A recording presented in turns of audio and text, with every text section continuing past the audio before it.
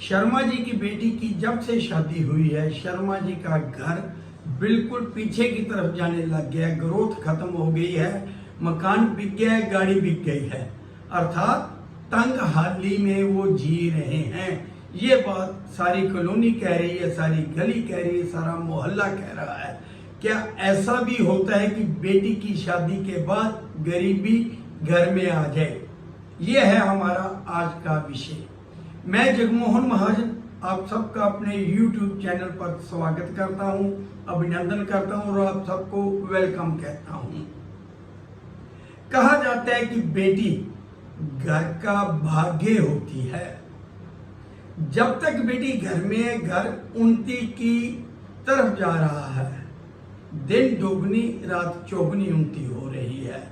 लेकिन कई बार ये देखा गया है कि बेटी की शादी हुई, घर से विदा हुई, घर पीछे की तरफ जाने लग गया। अब रिश्तेदार हैं, गली मोहल्ले वाले हैं, सोसाइटी वाले हैं, सब एक ही बात कहते हैं कि गुप्ता जी, शर्मा जी, चोपड़ा जी, अरोड़ा जी, जो भी कास्ट आप मान लीजिए, कह सकते हैं कि वो अपनी बेटी के भाग्य का खा रहे थे। जब तक बेटी घर में रही तब तक उन्नति होती रही, लेकिन जैसे ही बेटी ब्याही गई, बेटी ने घर से बाहर कदम रखा, शादी के बाद ससुराल चली गई, सब कुछ बिक गया। पहले गाड़ी बिकी, फिर मकान बिका, लेकिन इसके पीछे की कहानी कोई नहीं जानता, ग्रहों का खेल कोई नहीं जानता, क्योंकि जिसकी ये बात हो रही है दिन दोगुनी रात चौगुनी उन्नति कर रहा था, लेकिन शादी जब की बेटी की उसके बाद पीछे की तरफ। इनका काम क्या था? इनकी इंडस्ट्री थी, बहुत बड़ी इंडस्ट्री थी। शादी बेटी की तय की, जिसके साथ तय की वो भी इंडस्ट्रियलिस्ट थे, उनकी भी इंडस्ट्री है। लेकिन बेटी जिस घर में गई वहां दिन दोगुनी रात चौगुनी उन्नति होने लगी है। इसीलिए रिश्तेदार यही कह रहे हैं कि बेटी जहां गई है वहां देखो उन्होंने गाड़ी बना ली, छोटी गाड़ी थी अब बड़ी गाड़ी ले ली, अब 2 गाड़ियां होगी, 4 गाड़ियां होगी। देखो एक फैक्ट्री थी, 1 से 5 फैक्ट्री होगी। मैं कहता हूं, देखिए लाल किताब भी कहती है, मैं भी कहता हूं कि गुप्ता जी ने जब बेटी की शादी की, रिश्ता तय किया, पंडित के पास गए, ज्योतिषी के पास गए, किसी विद्वान के पास गए, उन्होंने कहा कि गुण मिलान कर दीजिए। गुण मिलान बहुत बढ़िया किए गए, बहुत ही बढ़िया है। शादी कामयाब है, कोई कमी नहीं है। अर्थात जिस व्यक्ति ने, विद्वान ने, पंडित ने, ज्योतिषी ने गुण मिलान किया, सही किया है। लेकिन लाल किताब यहां कुछ और कहती है। लाल किताब ये कहती है कि शादी करते समय जिस लड़के के साथ आप शादी कर रहे हैं उसकी कुंडली जरा चेक कर लीजिए। क्या ये संभव है कि दामाद ने अपनी गाड़ी बनाई, कार ली, ससुराल की कार बिक गई, दामाद ने मकान बनाया, ससुराल का मकान बिक गया, तो ये बेटी को दोष दे रहे हैं। मोहल्ले वाले, सोसाइटी वाले, रिश्तेदार सब बेटी को कह रहे हैं कि जब से गई, दोष नहीं कह सकते कि बेटी को कह रहे कि बेटी अपने भाग्य का खा रही है, कि जब तक वो मायके में थी यहाँ उन्नति हो रही थी, जब ससुराल की तो अब वहां उन्नति होने लग गई है, क्योंकि मायके का सब कुछ बिक रहा है, धीरे धीरे ससुराल में बन रहा है। लेकिन लाल किताब यहाँ कुछ डिफरेंट ओपिनियन रखती है। वो क्या है मैं बताता हूं आपको, बड़े ध्यान से सुनिएगा। लेकिन उससे पहले जिन लोगों ने मेरे इस चैनल को अभी तक सब्सक्राइब नहीं किया, कृपया सब्सक्राइब कर लें ताकि उन्हें और जो वीडियो मैं डालूंगा लाल किताब के अनुसार जिनमें मैं ज्ञान की बातें करता हूँ, ज्योतिषी भाई मेरे इस YouTube चैनल का बहुत लाभ उठा रहे हैं, वो बातें आपको भी पता चलें। ज्योतिषी आगे अपने पास आए व्यक्तियों को तो बता ही रहे हैं, आपको भी ज्ञान हो जाए। तो लाल किताब में कुछ बातें लिखी गई हैं। वर की खोज करते समय हमें किन किन बातों का ध्यान रखना है, अर्थात लड़की को लेकर कुछ बातें लिखी हैं कि हमने जब दामाद चुनना है कैसा चुनना है। यहां पर लड़की को हम दोष नहीं देंगे, लड़की की किस्मत की सराहना नहीं करेंगे, प्रशंसा नहीं करेंगे। ये तो भाग्य का खेल है कि आपने दामाद गलत चुन लिया है। दामाद की कुंडली कहती है, देखिए यहां मैं आपकी ज्ञान चक्षु खोल रहा हूं। यहां पर दामाद की कुंडली कहती है कि दामाद ने मकान बनाना है, मकान बनाएगा, ससुराल का मकान बिक जाएगा। दामाद गाड़ी खरीदेगा, ससुराल की गाड़ी बिक जाएगी। तो वर की खोज के समय क्या सावधानी रखनी है, अर्थात जब आप बेटी के लिए दुल्हा देख रहे हैं तब कुछ सावधानियां, क्या आप जो दामाद चुन रहे हैं कहीं इसी तरह का तो नहीं चुन रहे, क्योंकि आपका काम इंडस्ट्री का है। अब दामाद का भी इंडस्ट्री का काम, क्या वो मशीनें नहीं बनाएगा जब काम बढ़ेगा? जब वो मशीनें बनाएगा तो ससुराल की मशीनें बिकेंगी।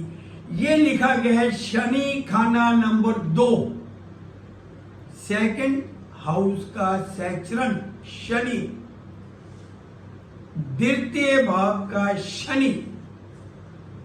जिस लड़के की जन्म कुंडली में होगा वो लड़का जैसे जैसे शनि की वस्तुएं बनाता जाएगा वैसे वैसे ससुराल की शनि की वस्तुएं खत्म होती जाएंगी, बिकती जाएंगी। तो ये सावधानी रखनी है हमने कि हमने अपनी बेटी के लिए किस तरह का वर का चुनाव करना है। आपका काम धंधा क्या है, आपका बिजनेस क्या है, जो दामाद है उसका बिजनेस क्या है। ये नहीं कि जो शनि 2 वाले उनकी शादी ही नहीं होगी, लेकिन सावधानी है ना। अगर आप भी इंडस्ट्री में है, दामाद भी इंडस्ट्री में है, देखिए ज्यादातर इंडस्ट्रियलिस्ट दामाद ही चुनेंगे। लेकिन अगर दामाद का शनि ऐसी पोजीशन में हुआ कि वो शनि की चीजें बनाएगा, शनि की चीजें क्या है? मशीन, लोहा है ना, लोहे की मशीन है, गाड़ी, मोटर गाड़ी, व्हीकल, मकान, ये सब की सब शनि की वस्तुएं हैं। जैसे जैसे वो शनि की वस्तुएं बनाता जाएगा ससुराल की शनि की वस्तुएं बिकती जाएंगी। तो वर का चुनाव करते समय अपनी बेटी के लिए जब आपने वर का चुनाव करना है तो इस बात का खास ध्यान रखें। देखिए उनकी तो सबकी होनी चाहिए। अब वर चुनते हैं इंडस्ट्रियलिस्ट, लेकिन आपकी इंडस्ट्री ना हो, आपकी इंडस्ट्री नहीं होनी चाहिए, ये बहुत ज्यादा नुकसान देगा। देखिए तरक्की तो हर व्यक्ति ने कर दी है, जैसा मैंने कहा वो गाड़ी खरीदेगा, आपकी गाड़ी बिकने के कगार पर आ जाएगी। तो अब लाख टके की बात, ये तो बीमारी है, ये तो समस्या है। बहुत से लोग ये कहते हैं महाजन जी जब आप बातें बताते हो तो हमारे ज्ञान चक्षु खुल जाते हैं, हमें नॉलेज मिलती है, आप उपाय क्यों नहीं बताते? उपाय देखिए, उपाय से ज्यादा, जैसे हम दवाई कहते हैं, दवाई से ज्यादा परहेज जरूरी होता है। तो ऐसे ही उपाय से ज्यादा जरूरी परहेज है। हम क्यों ऐसा दामाद चुनते हैं? अब शनि किस व्यक्ति की जन्म कुंडली में इस पोजीशन का है कि वो ससुराल को खा जाए, तो अब उपाय कौन करेगा? उपाय भी इसी को करना है जिसका शनि खराब है। अब ससुराल की हालत में सुधार हो जाए, इसके लिए उपाय भी बताए गए हैं, उपाय सुझाए गए हैं। लेकिन सबसे पहले तो मैं ये कहता हूं कि आप इस तरह के वर का चुनाव ही ना करें अपनी बेटी के लिए, क्योंकि आपका काम इसी तरह का है। लेकिन आज से पहले, मेरा प्रोग्राम सुनने से पहले, देखने से पहले आप ये गलती कर चुके हैं, तो अब उपाय काम आएगा, उपाय काम आएगा, क्योंकि अब आप समस्या का शिकार हो गए हैं। अब परहेज काम नहीं आएगा। परहेज तो पहले आता है ना, जब बीमार हो जाए तब डॉक्टर दवाई देता है। डॉक्टर का उपाय दवाई, एक ज्योतिषी का उपाय जो हम उपाय कहते हैं, जिसे हैं दोनों उपाय। डॉक्टर के लिए उपाय दवाई है, तो ज्योतिषी का जो हम जिसे उपाय कहते हैं वो उपाय है। ऐसा व्यक्ति सांप को दूध पिलाना शुरू कर दे, ससुराल की हालत ठीक होनी शुरू हो जाएगी। ऐसा व्यक्ति सांप को रेगुलरली, फ्रीक्वेंटली दूध पिलाए। साइंस चाहे कहती है कि सांप दूध नहीं पीता, विज्ञान कहता है कि सांप दूध नहीं पीता, मैं भी मान लेता हूं। लेकिन आप ट्राई करिए, एक छोटी सी बाउल लीजिए, एक बाउल लीजिए, सपेरे को बुलाइए, जहाँ सांप है वहां वो बाउल रखिए। देखिए कि जब सांप आके दूध पीता है, जीभ लपलपाता है दूध में, तो दूध कम होना शुरू हो जाता है। आप माने या ना माने, लेकिन सांप को दूध पिलाने से, मैं कहता हूँ विज्ञान भी कहता है, साइंस भी कहते हैं, मैं भी मॉडर्न ज्योतिषी हूँ, लेकिन जो लिखा गया है उस पर अमल करिए। सांप दूध पिए या ना पिए, लेकिन वो अपनी जीभ दूध में जरूर लगाएगा। तो ये करते रहने से, रेगुलरली करते रहने से ससुराल की हालत दिन ब दिन ठीक होनी शुरू हो जाएगी। तो इंडस्ट्रियलिस्ट व्यक्ति जो भी हैं, वर का चुनाव करते समय इस बात का ध्यान रखें कि उन्होंने इस तरह का दामाद नहीं चुन लेना कि उनके काम पर बैड इफेक्ट आए। क्योंकि जो भी व्यक्ति आप चुनाव करते हैं, घर का एक सदस्य बनता है, वो आपके घर का सदस्य हो गया दामाद, वो आपको सूटेबल नहीं है। इंडस्ट्रियलिस्ट को इंडस्ट्रियलिस्ट दामाद सूटेबल नहीं है, सिंपल सी बात है।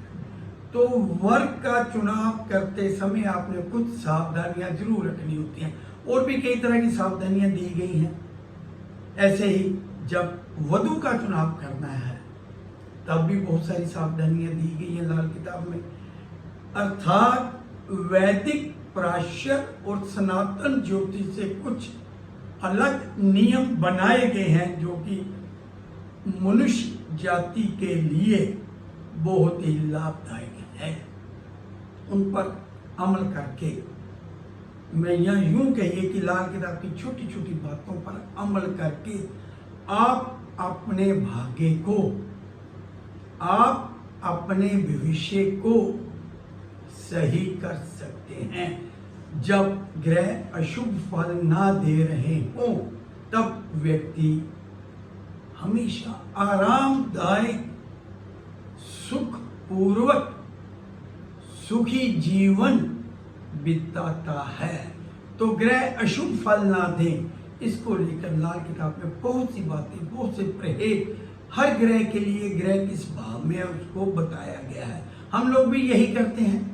जब कोई व्यक्ति हमारे पास आता है जो ग्रह अशुभ है, उसका क्या उपाय है वो बताते हैं। उपाय भी तो है ना, जो परहेज है वो भी बताते हैं, और हर व्यक्ति लाभ उठाता है। इसीलिए लाल किताब का ज्योतिष आज सबसे ज्यादा प्रचलित है, सबसे ज्यादा फेमस है, और लोग अपना रहे हैं। मैं आप लोगों को एक और बात बताऊं, मैं एक प्रोफेशनल एस्ट्रोलॉजर हूँ, मेरे कुछ चार्जेस हैं। अगर आप लोग मुझसे कंसल्टेंसी लेना चाहते हैं, तो जो व्हाट्सएप नंबर डिस्क्रिप्शन में दिया जाता है उस पर आप कांटेक्ट कर सकते हैं, ताकि आपको अपॉइंटमेंट दीजिए कि किस समय आप मुझसे बात कर सकते हैं। तो कल कोई और नया विषय, कोई नई बात आपके साथ साझा करूंगा। अब जगमोहन महाजन को इजाजत दीजिए। मैं एक बार फिर से आपका धन्यवाद करता हूं कि आपने अपना कीमती समय मेरे लिए निकाला। नमस्कार।